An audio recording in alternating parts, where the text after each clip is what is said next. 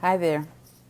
This is Judith Bruce from Judith Bruce Coaching on what is probably the most unusual Friday that we've had in a long time.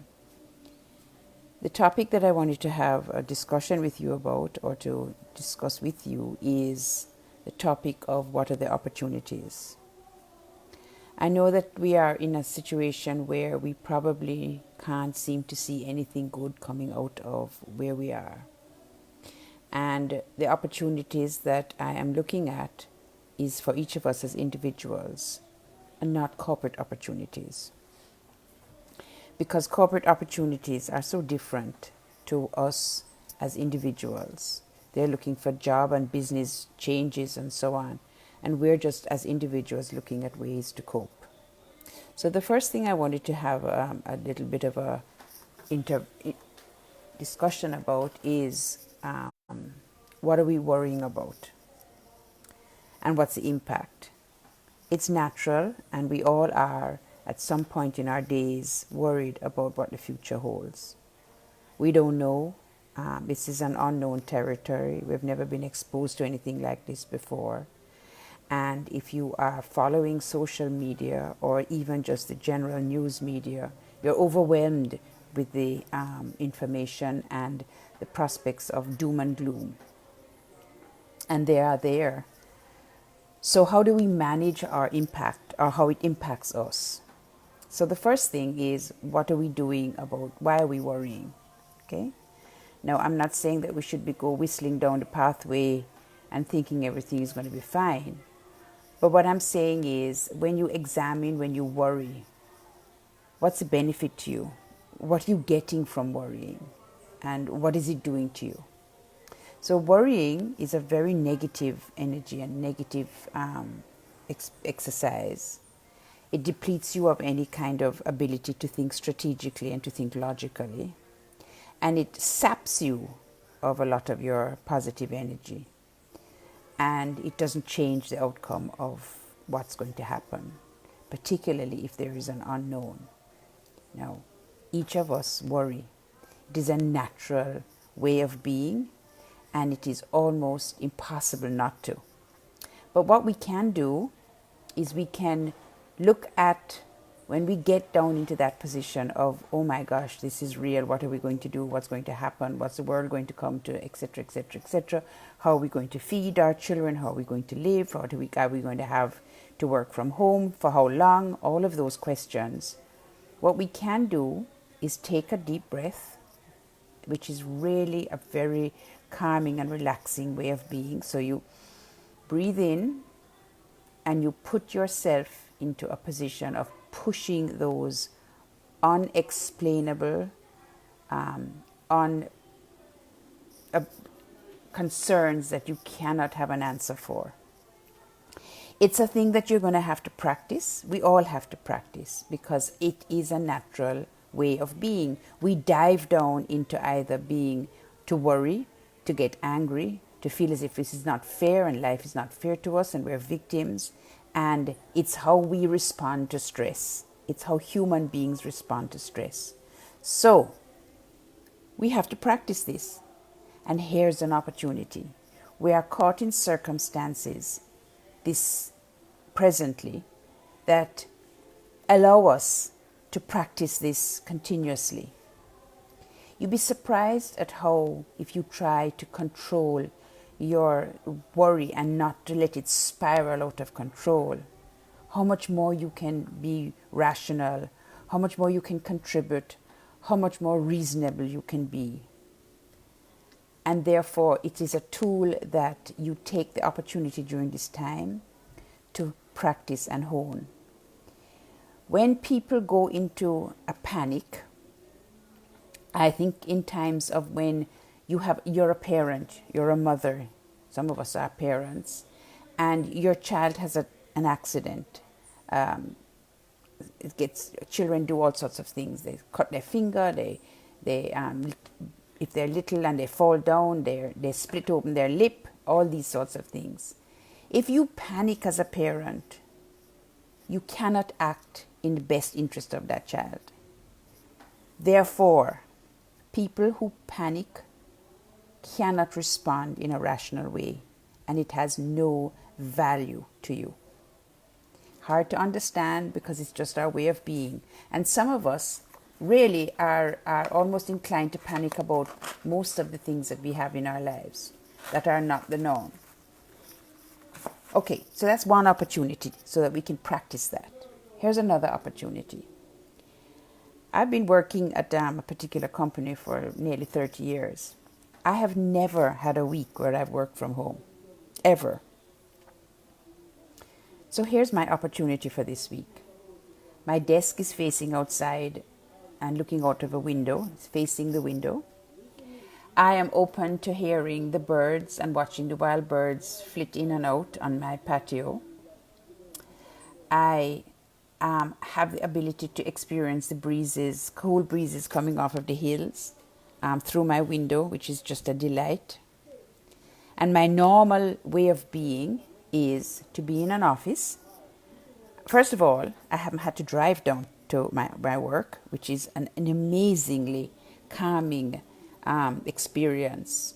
The fact that you don't have to go into traffic and deal is, as we do in Jamaica with the taxi drivers and people who are indisciplined, it takes away a whole heap of that first morning stress. So that's one thing. The other thing that is also very interesting is I get up every morning and I dress and put on my makeup and put on my work clothes, and I sit at my desk by 8:30, and I sit there for the day and do what I'm supposed to do and get up and walk around occasionally. This has exposed me to a way of being that is not my norm. I have been raised in the era when you got up and went to work. I have now been exposed to a situation where this may be a way of changing how work is done throughout the world. And I have realized that with the right tools and with the connectivity and the other tools that we have, that I'm not really losing any effectiveness in what I have to do. In fact, with the lack of having telephone calls, interruptions for signing of documents and so on, I am more able to concentrate and do some of the things that I always wanted to get done, things that are important that we get done, but seem to get pushed to the back burner. So that's an opportunity that I'm taking advantage of. I'm using the whole new paradigm that we're in to get work done that needs to be done, that we should have done, but everyday activities get in the way of doing it. What I also think is an opportunity, and maybe not for us individually, but certainly times like this give people, dreamers, business people, inventors, creators, the opportunity to look for new ways of doing things. The creations and the new business models that we're going to come up with at the outcome of this is going to change how we do business. I'm no inventor. I don't have any great innovative ideas, but I'm going to tell you that people who Amazon, ShipMe, companies in Jamaica, courier companies all over the world are going to find ways of using drones or some other format of non-human delivery of their goods. They're going to have to find ways of doing things that's not going to interrupt their business, or maybe that will even enhance and grow their business. So the opportunity there is for people who are in those kinds of fields to find solutions to what would not have been a problem.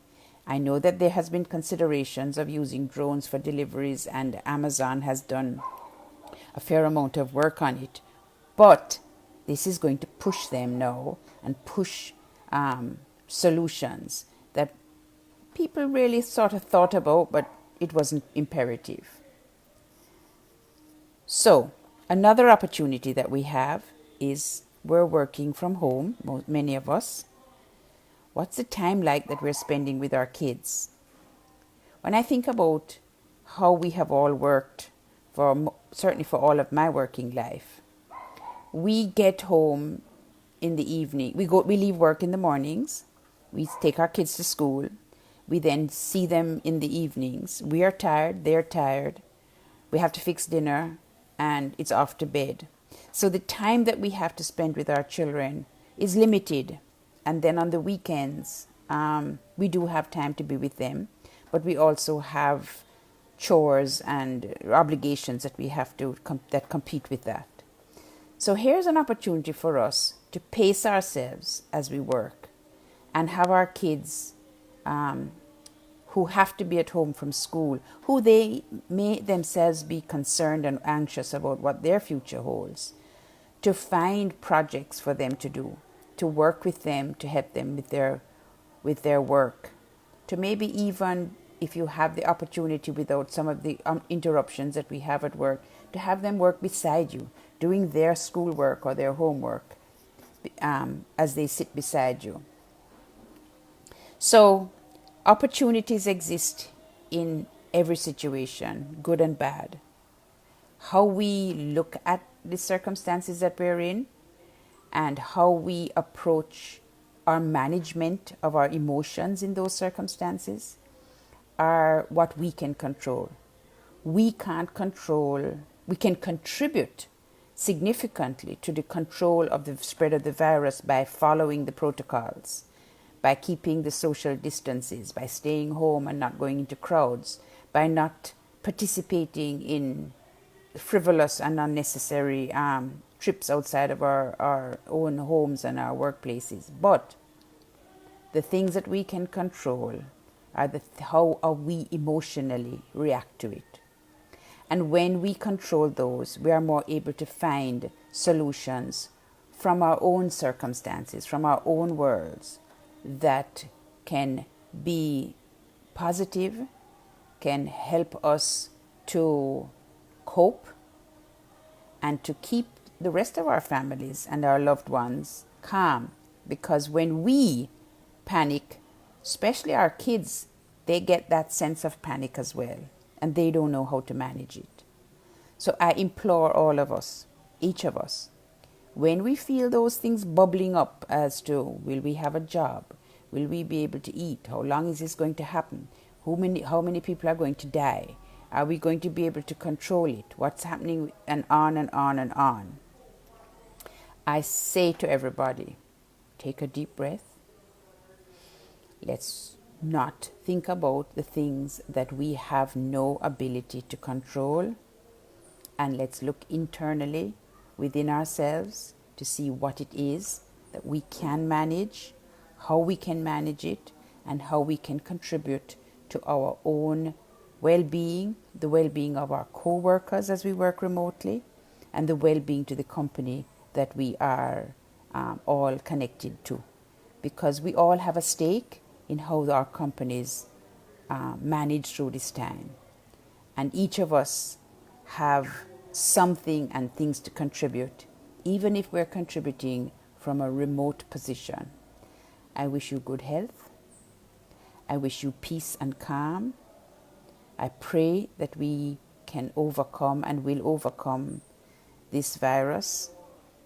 I ask you all to make sure that you're well hydrated, that if you can, go for a walk in the evenings or in the early mornings, or if you did exercise, to continue to exercise, because exercise helps to manage your emotions as well, and act sensibly, and let us look back at this as a horrible period of our lifetimes, but things that we have taken away as great messages, great learning, and great innovations that will help our world as we go forward. All the best.